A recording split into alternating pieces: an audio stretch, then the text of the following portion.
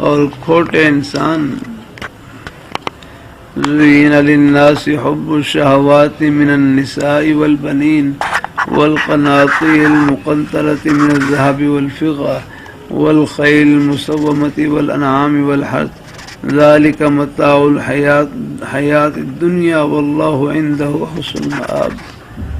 ترجمہ: لوگوں کو مرغوب چیزوں کی محبت نے فریفتہ کیا ہوا ہے، جیسے عورتیں اور بیٹے اور سونے اور چاندی کے جمع کیے ہوئے خزانے اور نشان کیے ہوئے گھوڑے، مویشی اور کھیتی۔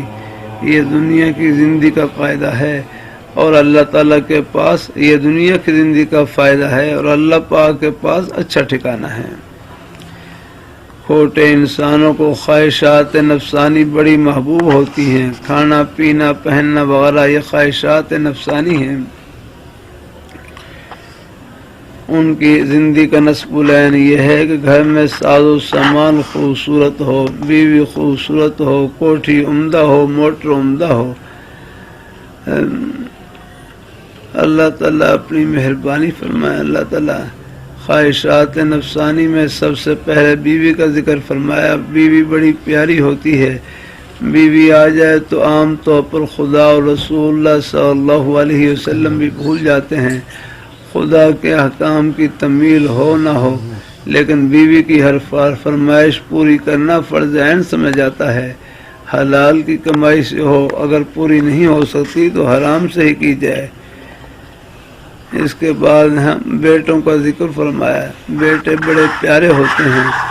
بابو جی دفتر سے آئے، چائے پی، بیوی نے پہلے ہی بچے کو نکر پہنا کر اور کنگھی پٹی کر کے تیار کر رکھا ہوتا ہے۔ اس کو انگلی لگا کر باغ میں لے گئے۔ ظہر کی نماز دفتر کی نظر ہوئی۔ عصر بیوی بچوں نے قضا کرا دی۔ بیوی بچوں کی ضروریات پوری کرنے کے لیے